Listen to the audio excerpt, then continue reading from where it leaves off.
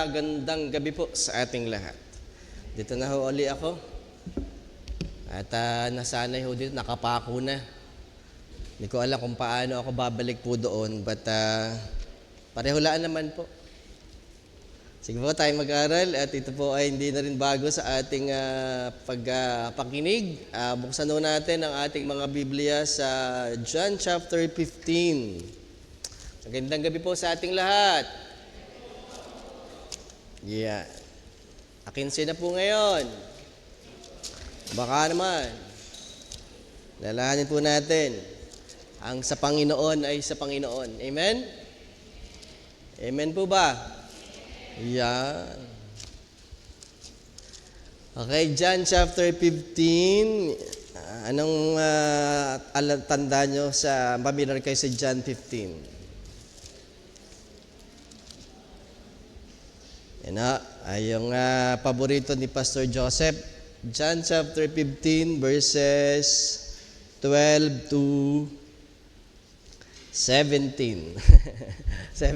Pahiling Pastor, 17. Sige po, tayo ay kayo ay tumayo. Paggalang po sa salita ng Panginoon. At bago po natin basahin, tayo muna po ay manalangin. Dakilang Ama, Panginoon, isang magandang gabi po. Salamat sa pagkakataong itong makaharap uli kami sa iyo na naninikluhod ng aming mga puso na kami ay nabubuhay sa pangailangan, nabubuhay sa kahinaan, O Diyos, at kayo ang aming Lord na kasapatan at kalakasan, Panginoon, upang Lord, ang aming pagtitipong ito, pag Miyerkules ay makapagsikapan at aming nga pong kagalakan ng puso na kami po, Diyos, ay nakalapit sa iyong luklukan ng awa at biyaya. Salamat po at marapatin niyo po kami, O Diyos, sa pagtanggap ng iyong mga pagpapala at palalahanan muna kami, O Diyos, ng iyong mga salita, Panginoon, prior to our prayers, Panginoon. Salamat po, Panginoon, at pinupuri po namin kayo. Ito po yung aming samdalangin sa matamis na pangalan ng Panginoong Kristo. Amen at amen. Sige po, basahin natin. Hindi pa po tayo na... sabi ko siya, sabi ko na eh.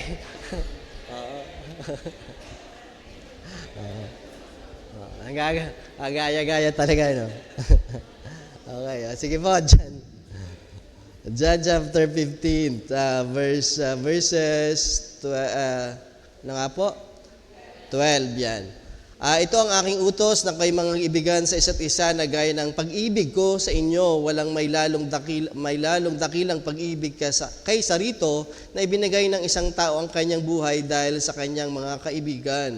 Kayo aking mga kaibigan kung gawin ninyo ang mga bagay na aking inuutos sa inyo. Hindi ko na kayo tatawaging mga alipin sapagkat hindi nilalaman ng alipin kung ano ang ginagawa ng kanyang Panginoon, ngunit tinatawag ko kayong mga kaibigan. Take note po, mulit-muling binabanggit yung salitang kaibigan. So sapagkat ang lahat ng mga bagay na narinig ko sa aking Ama ay mga ipinakilala ko sa inyo. Ako'y hindi nyo hinirang, ngunit kayo'y hinirang ko. At akin kayong inihalalo upang kayo magsiyaon at pagsipagbunga at upang manatili ang inyong bunga upang ang anuman inyong hingin sa Ama sa aking pangalan ay maibigay niya sa inyo. Ang mga bagay na ito ay iniutos ko sa inyo upang kayo'y mga ibigan sa isa't isa. Sige po, makaupo na po kayo. Ang ating pag-aaral po ay pakipost naman po. So, Jesus, what a friend we have. So, what a friend we have. Sapagkat yun naman po ang pinag-uusapan at sinasabi ng Panginoon sa mga talatang ito. Hindi ba, kapatid, na ipopost ang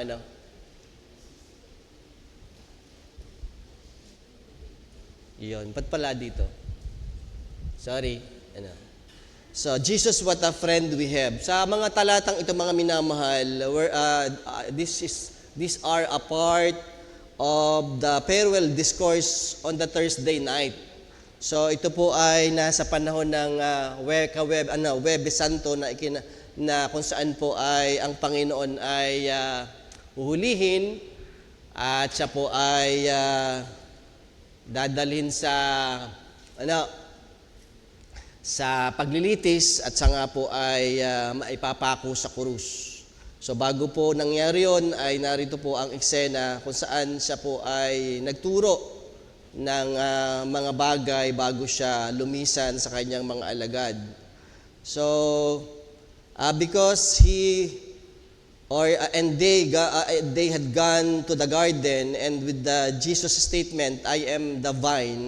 So makita natin dito, I am the vine sa first verses ng chapter 15. Kasi po, pagpunta po nila sa garden, nung sila po ay nasa upper room, ay naglakad na sila papunta sa garden. Ngayon, syempre, sa kanila pong paglalakad, yun po ay mga pag-aaral ay 1 to 1.5 kilometers sa layo ng upper room nung sa taas na silid papunta sa Garden of Gethsemane.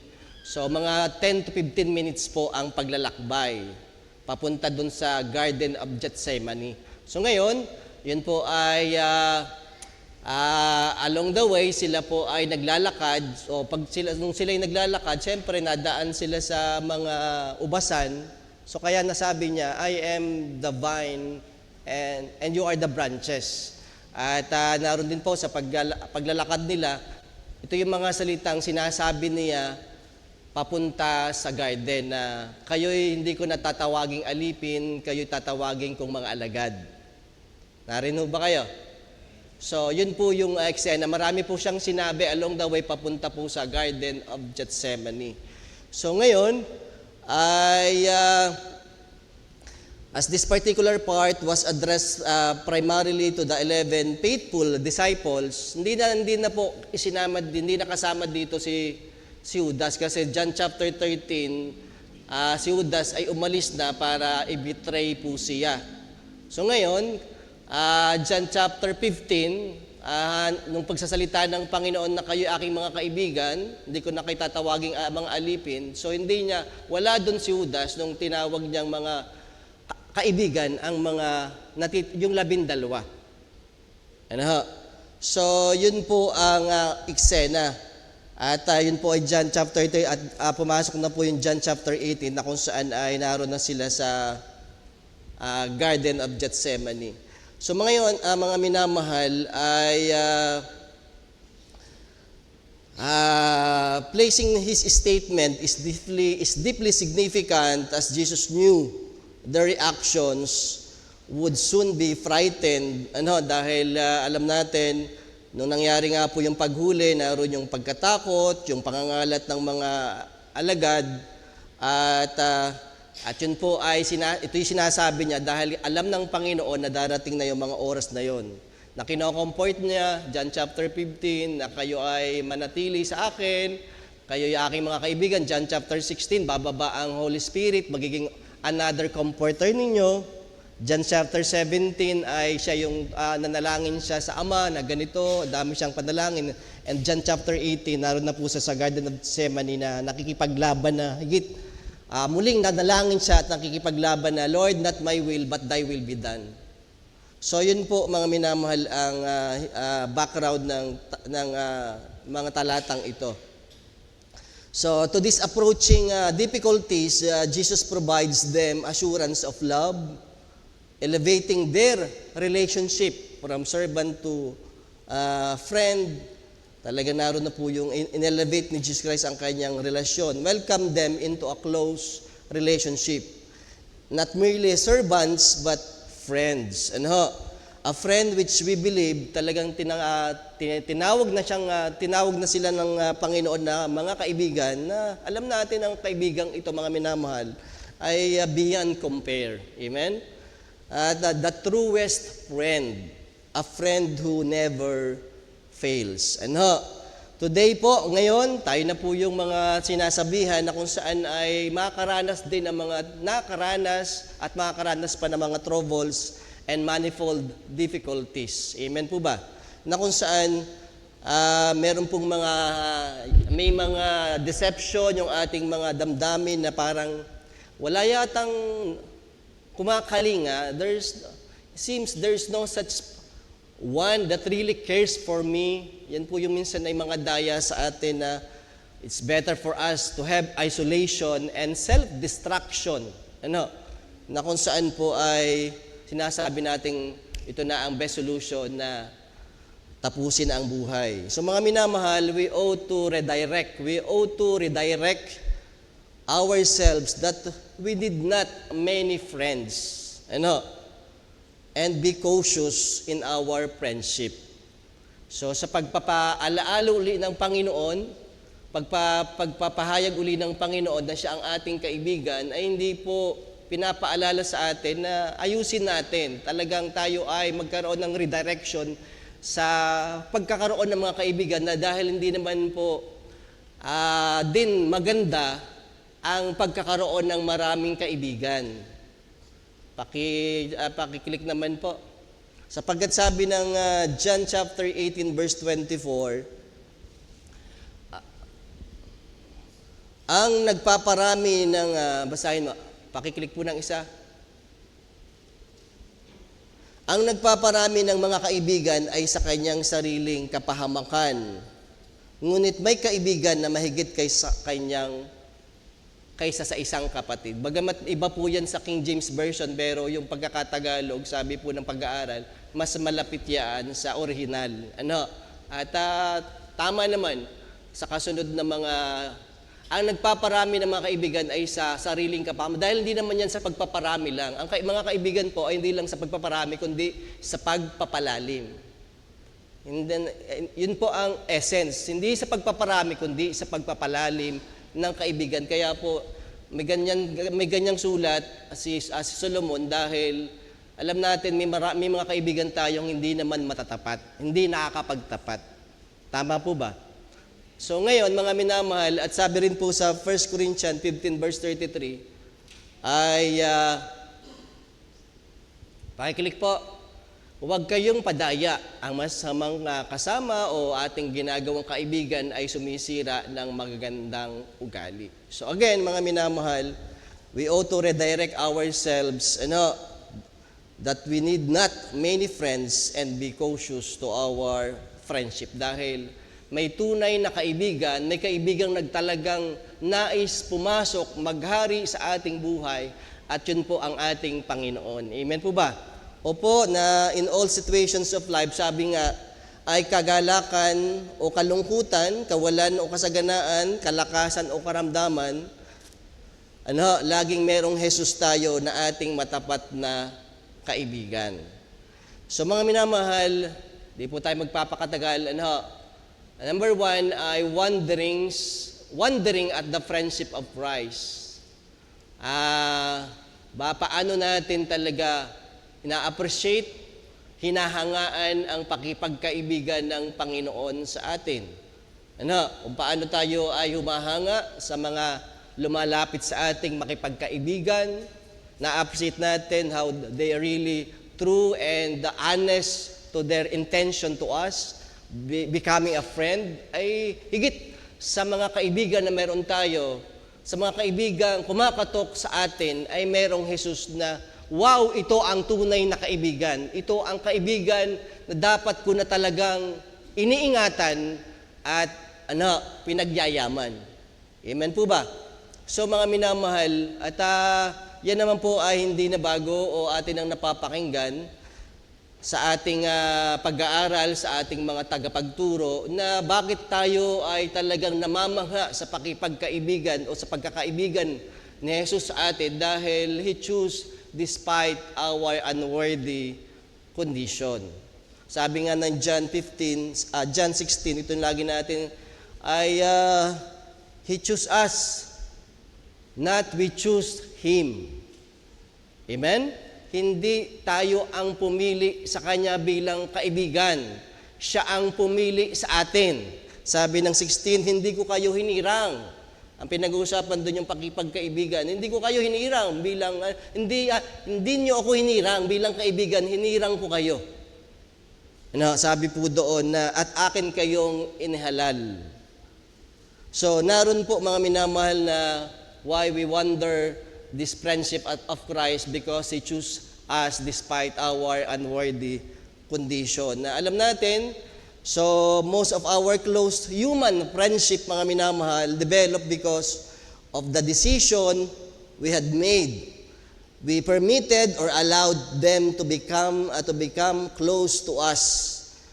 But in contrary to the friendship with Christ, alam niyo po, if He let us, as if He let us, kung hahayaan niya na tayo ang pumili sa Kanya, sa ating old nature, sa ating pagiging masama, kung siya ang magpapaubaya na gumawa ng pagpili para kaibiganin natin siya, wala siyang maasahan. Hindi nga po natin siya ilalagay even in the list, to the list of our friend. Hindi natin siya ilalagay dahil kontra siya sa ating gagawin bilang tao.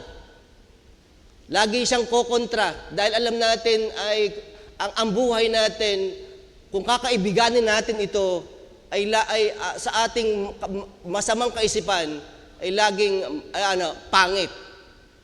Pero dahil ang Diyos ay matapat, ang Diyos ay mabuti, siya ang pumili sa atin bilang maging kaibigan tayo niya. Amen po ba? So mga minamahal, yun po, na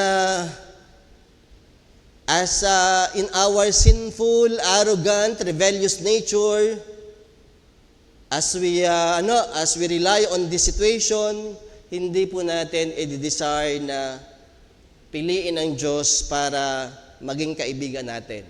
Pero in God's sovereign grace, amen? By God's sovereign grace, He determined us to be His friend.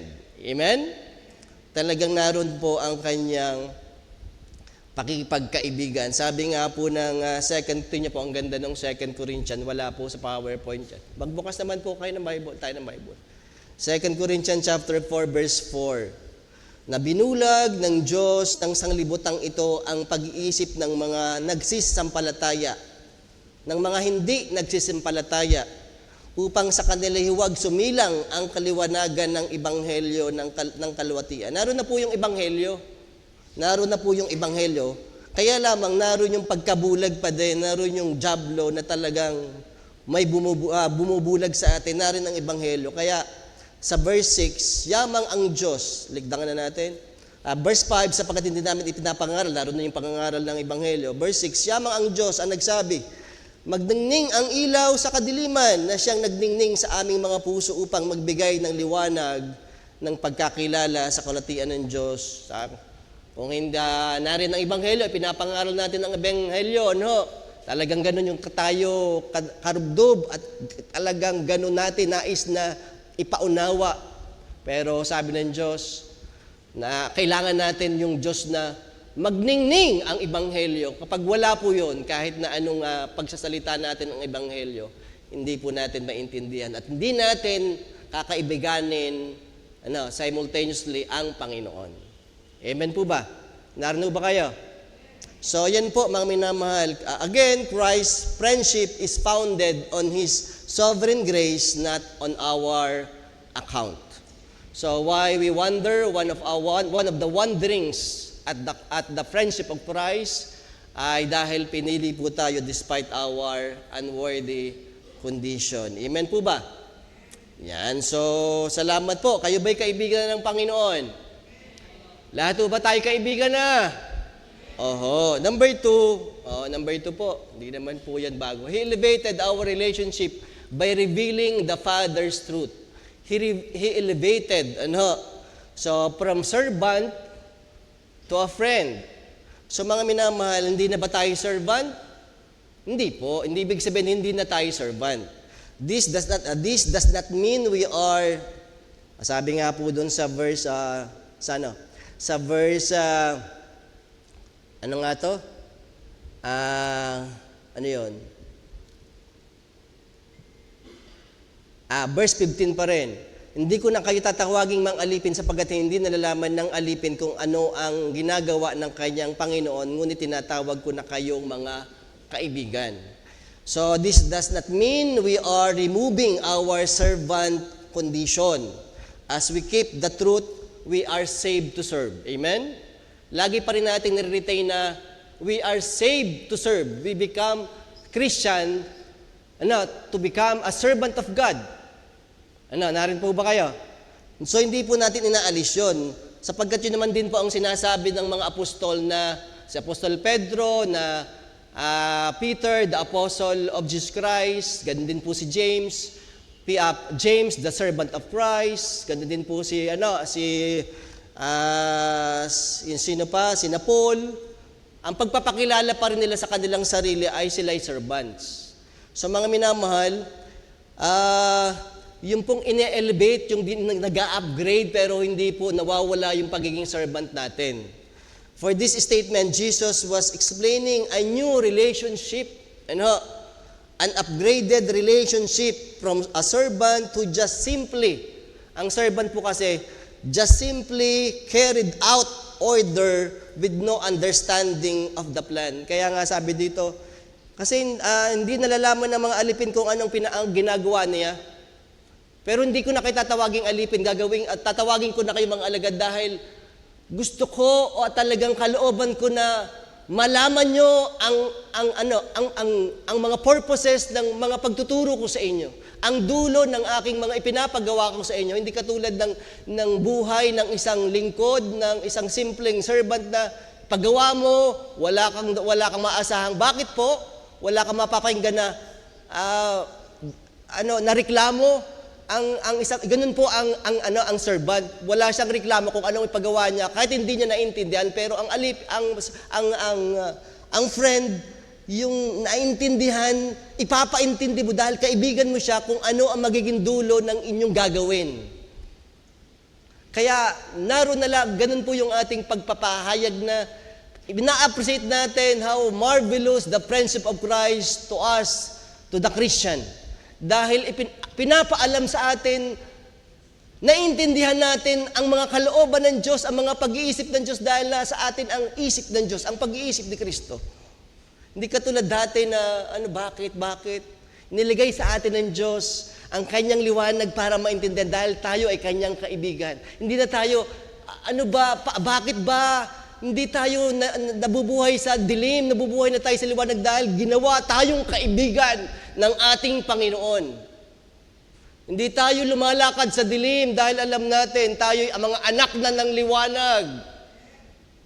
Dahil kinaibigan ka ng Panginoon, hindi ka na alipin. He elevated our relationship from servants to friends. That who knows what are the purposes why we are here in this world. Yan po. From a servant where submission are obligated. Obligasyon lamang ang pagsunod. To a friend who received knowledge of the master's purposes. To a friend who enjoy fellowship more than obedience. Ang friend, ang servant, hindi mo na-appreciate yung intimacy. Yung servant, hindi mo na-appreciate yung intimacy dahil servant ka lang. Hindi tayo close. Bakit ako magi-intimate sa iyo? Pero yung friend, amen? Yung friend ang nag-a-appreciate ng intimacy. Amen? Yun ang sinasabi natin na talagang we really appreciate this relationship dahil hindi na tayo, inelevate na tayo mula sa pagiging simpleng alipin lang. Amen? A friend na hindi ka lang pagmamayari, kundi ikaw ay minamahal. Ang servant ay, pagmamayari lang kita, wala akong emotion sa iyo. Pero ang friend, pag nasasaktan ka, nasasaktan ako. Amen? Yun po, kung bakit natin winawonder ang friendship ni Christ. Narin po ba kayo? Opo. Bakit kayo parang we'd like to really, sabi nga, ay alam niyo, ang puso ko, ay mag-aral para, sabi nga ni Pastor, ay may maipakain. Amen? Siyempre, tatayo ka. Ano? Dapat nag-aaral. Amen. Narino ba kayo? Oho.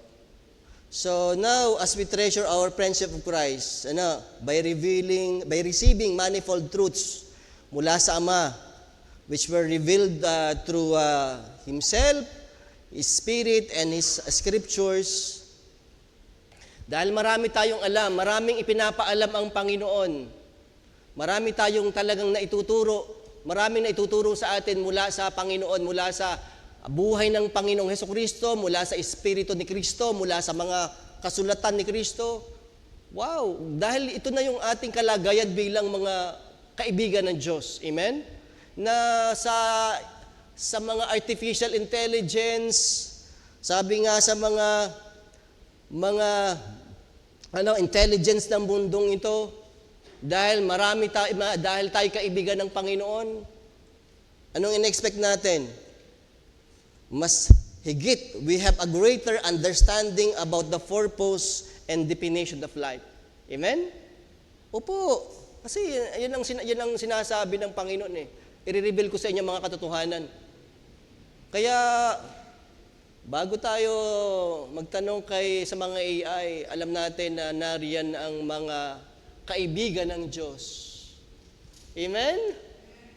Na dyan ipinaunawa ng Diyos ang mga katotohanan ng Kanyang Ama. Amen? Narin ba kayo? Oho, bago kayo magtanong kay ChatGPT, Chat Teacher Angel, Chat Teacher Aaron, Chat Pastor Cesar. Amen? Dahil artificial lang yan. If this world have artificial intelligence, we have spiritual intelligence. We have spiritual intelligence. So mga minamahal, we know about the purposes. We have the greater understanding about the purposes and definitions of life. About what part of life that we needed real enrichment. About overcoming challenges, anxieties, about financial freedom. Amen? Alam natin kung paano tayo mapapalaya sa ganitong mga pangangailangan sa pinansyal, sa mga ganitong mga pandarayang spiritual, dahil kaibigan tayo ni Jesus. Narinig ba kayo? Introduction pa lamang po tayo dito. Sabi nga ay laging kapos. Number 3, He granted us the riches of prayer in His name.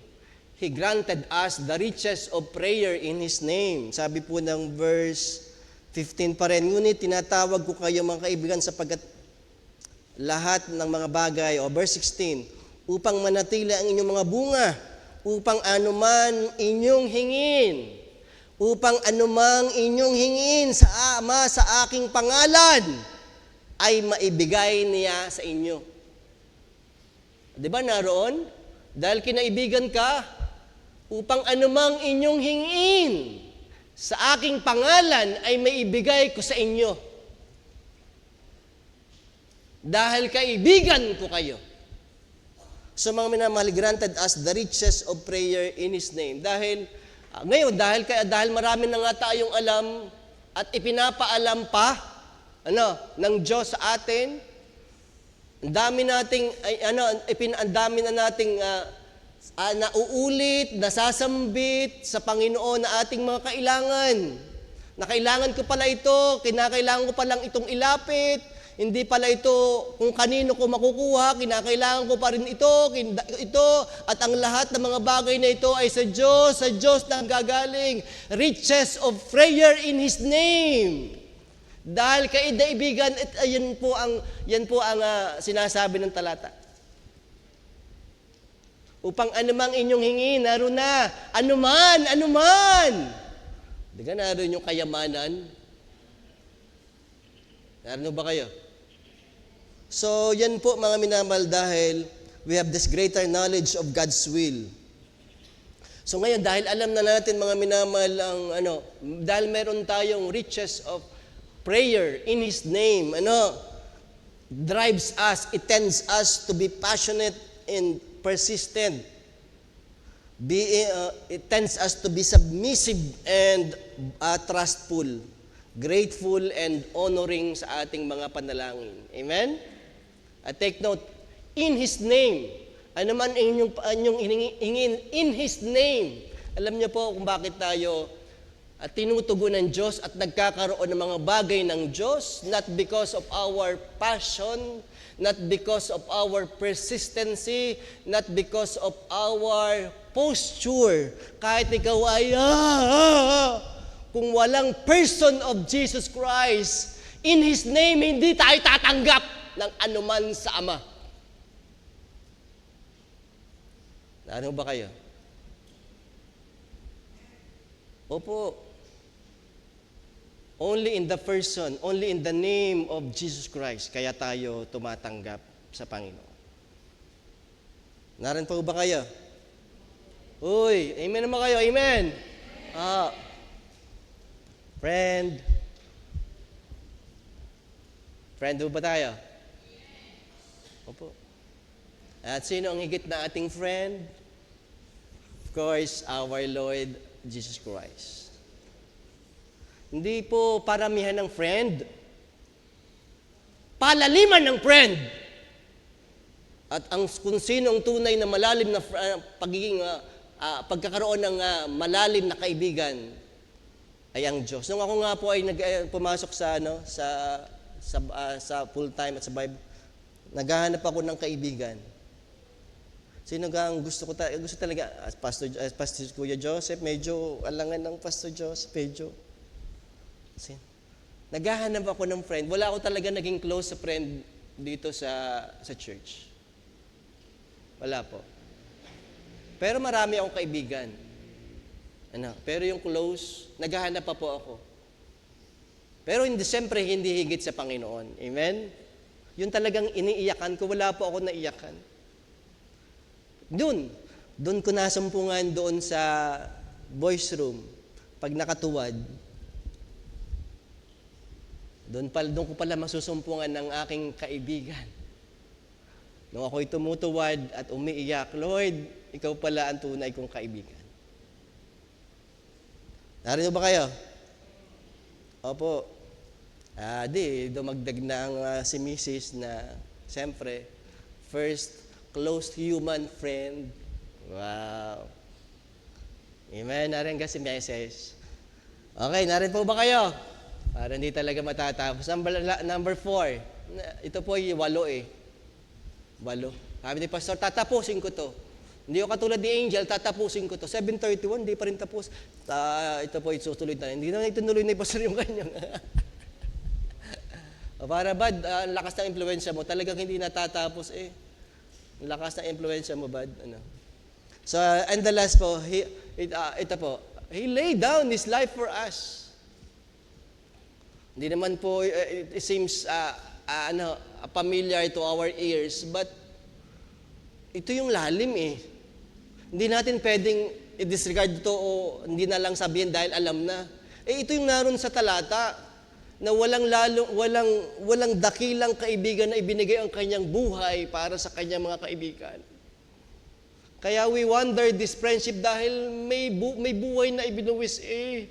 Amen? May buhay na inilagak para sa atin. Yung kaibigan mo, may bibigay lamang niya this, that, those. Wala, panglupa lang, pero yung ibinigay ng Diyos sa atin yung kanyang buhay upang sabihing mahalaga ka sa akin bilang kaibigan. Bago ipagpapalit mo ako, wow naman. Bakit? Binamatay na pa para sa inyo? May namatay na para sa atin upang maging sabihin natin, yan talaga ang kaibigan ko. At hindi ko, yan ay talagang aalalahanin ko. Hanggang sa kabilang buhay. Yung bang namatay mo, at kung may namatay man, yan ba'y magdadala sa'yo sa kabilang buhay? At sabihin natin namatay kayo lahat kayo sa akin. Ha? Kaya niya ba? Hindi nyo, pero kahit kayo namatay lahat sa akin, wala yung pakinabang sa buhay na walang hanggan. Amen? Pero Christ laid down His life for us. So mga minahal, though it seems repetitious to us, commonly heard from numerous preachers, but this event keeps instilling us, mga minamahal,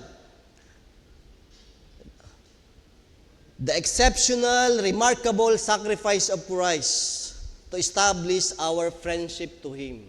Amen? Dahil yung kanyang kamatayan, kaya naulit natin, it's full of intensity, full of humility. Ano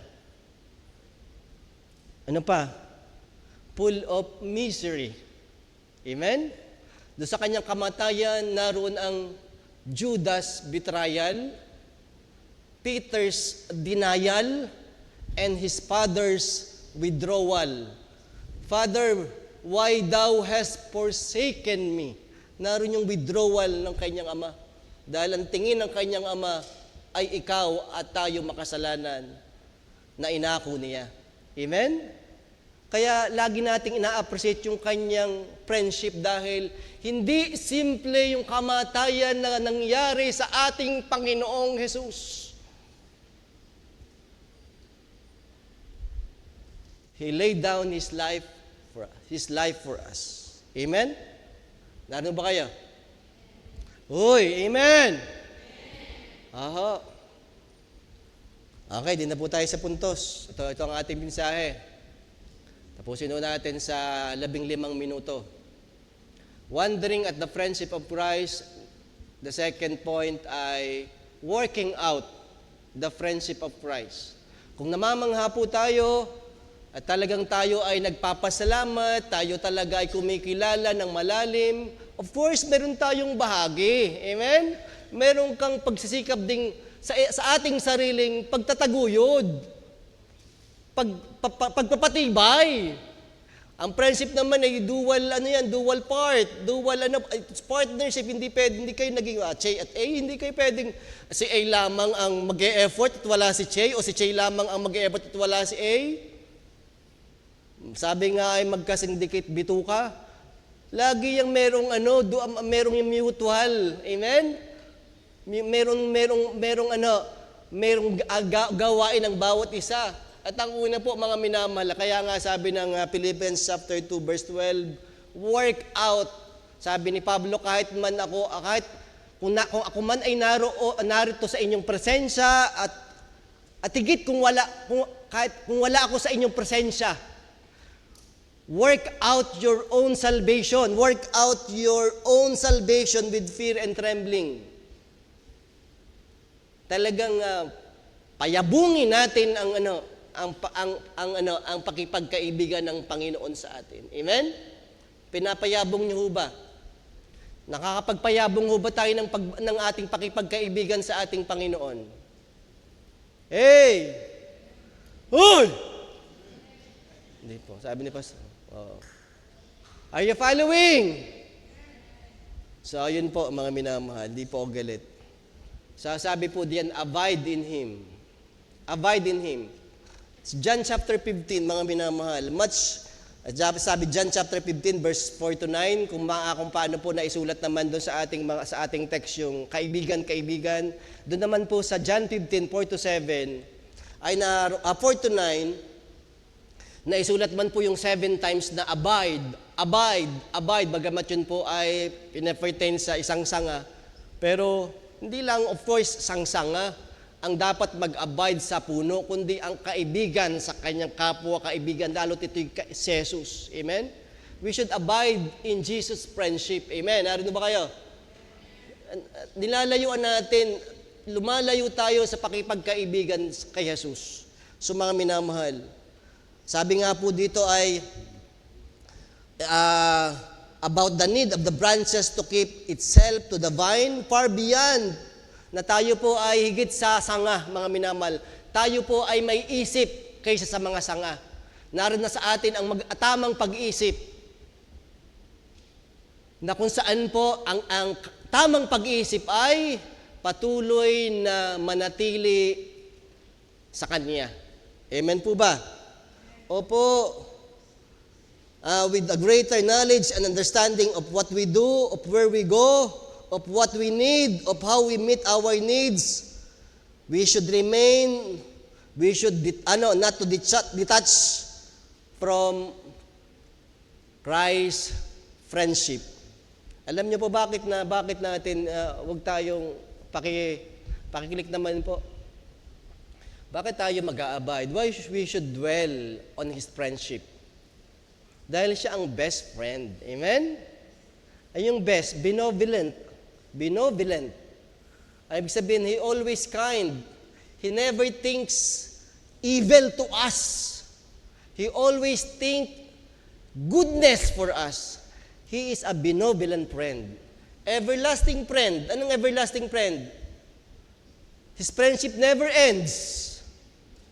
He did not forsake us. Amen? Yan ang everlasting friend. Yung sacrificial friend, di ba, He laid down His life for us, kaya sacrificial friend. Yung trustworthy friend, He always keep His promise. Tama? Kaya siya trustworthy friend, kaya mga minamahal, bakit tayo mag-a-abide? Bakit tayo mag-dwell patuloy sa Diyos? Kay Jesus na ating kaibigan, because Christ is our best friend.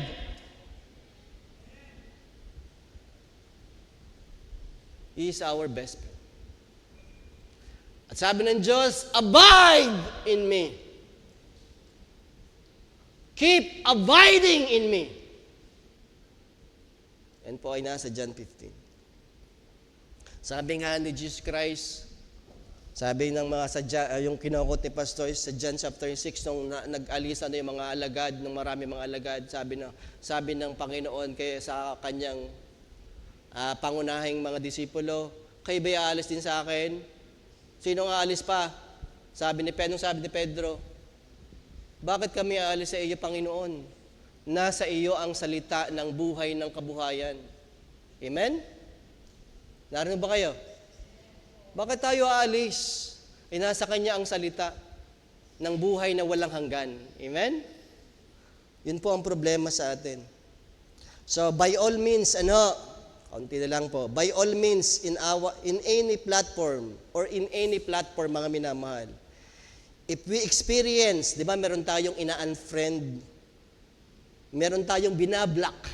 Tama ba? Na-experience ba kayo mag-unfriend, mag-block? If we experience to block people from the list of our friends because we believe hindi na siya pakinabang, kundi toxic na siya, alam niyo po, kung gagawin natin yan sa Panginoon, yung ibablock na natin siya. Anong meron tayo? Alam niyo, ang meron tayo, wala tayo sa kaayusan. Amen? Wala tayo sa katinuan. Amen po ba? So, huwag nating i-block. Amen po ba? Nagbablock po kayo eh. Nagbablock po tayo. So, paano yung pastor? Dalawa pa po ito. Pero 7:30 po kayo nung huli ninyo, ay di, okay lamang po. Pag si pastor, titingnan ko kung si pastor ay faithful sa kanya sinasa. Nako, tao din, tao. Okay, di ba? Pastor, salamat po sa inyong buhay. Okay, sabi ka na yun. Sabay bawi. Ay, akin sin ah. Joke. Patay ka, Brother Job eh. May bawas ka. I-skip ko na po. Ano nga po. Love others for Him. Kayo na po ang magbulay niyan. Kaya nga sabi doon, magsiibigan kayo sa isa't isa. Tama? Kung talagang pag may pag-ibig ka sa Panginoon, sa Kanya kaibigan, mamahalin mo rin yung mga kaibigan niya. O ganito, kung mag-ibigan kayo kung paano ko kayo iniibig.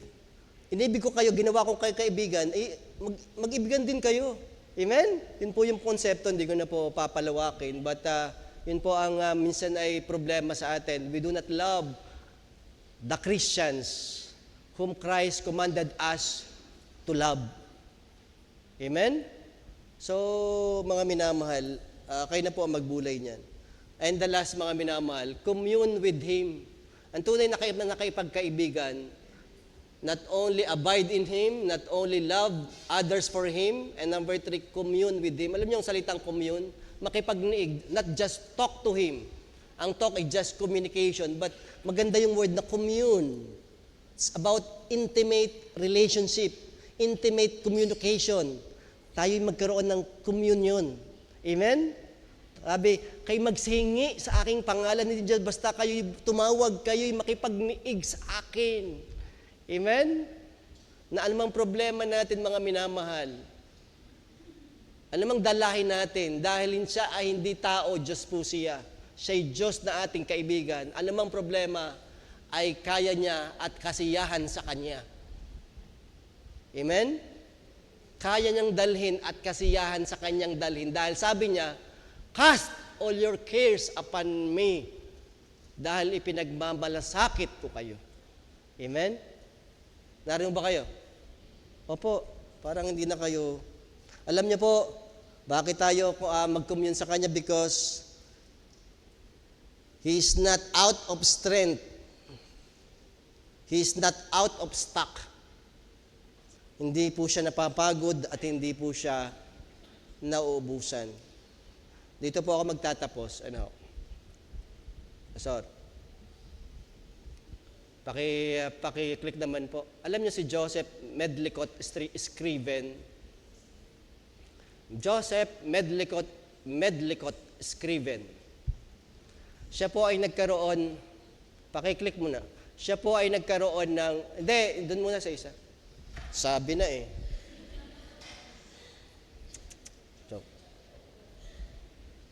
Alam niyo po, nagkaroon siya ng dalawang kasintahan. Hindi ko po, wala pong nasabi kung sino yung dalawang kasintahan yun. Parang namatay. Itago na lamang natin silang pangalang si A at si Che. Joke. Namatay, hindi po. Serious na tayo. Alam niyo, siya po ay dumaan sa napakaraming hirap ng buhay. Taga-Ireland po sila. Ngayon, siya po, mga minamahal, ay nagkaroon ng kasintahan. The day before, sila magpakasal, namatay po yung unang kasintahan. Hindi ko alam kung sino sa unang kasintahan sa pamagitan ng aksidente ng pagkalunod. Ngayon, namatay po yun, at ganon po, siya po ay nag-migrate sa Canada. At siya naglingkod po doon, yung marami siyang isinakripisyo, mga ari-arian para sa paglilingkod, para sa mga mahirap. At doon po sa Canada, nakakilala uli siya ng isang babae. Nagkakaroon ulit namin pangalawa, ikakasal na sila, pero bago ikasal, nagkasakit po ito ng pulmonya. Namatay din. Ngayon, dumating uli ang problema. Nagkasakit ang kanyang ina doon sa kanilang bayan sa Ireland. So, Ireland at Canada, napakalayong lugar, hindi siya makauwi. Hindi po siya makabalik. At ganun siya lungkot dahil mamamatay na ang kanyang ina. So, gumawa po siya ng tula. At yung tulang yun ay naging kanta. At anong kantang yun? Yan, sa kanyo i-click.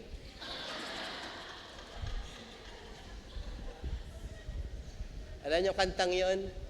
What a friend we have in Jesus. Amen? Awitin nga natin.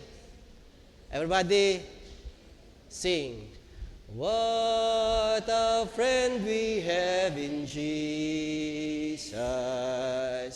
All our sins and griefs to bear. What a privilege to carry everything to God in prayer. Second stanza. Oh, what peace we often forfeit.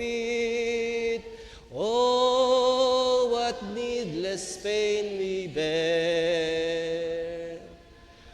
All because we do not carry everything to God. Alam nyo, nung sinusulat po niyan, Binubulay niya kung gaano si Jesus ay kaibigang matapat at laging masasandigan sa buhay.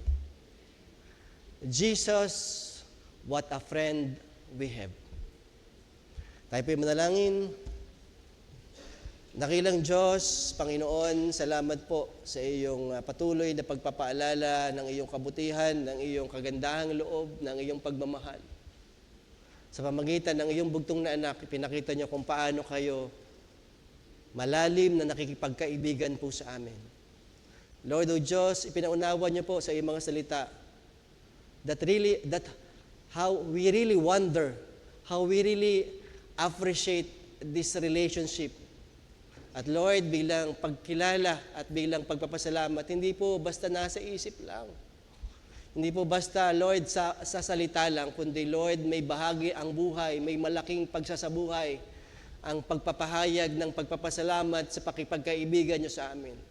Lord, it's about how we abide continuously to you, Panginoon. How we really love others for you, Panginoon.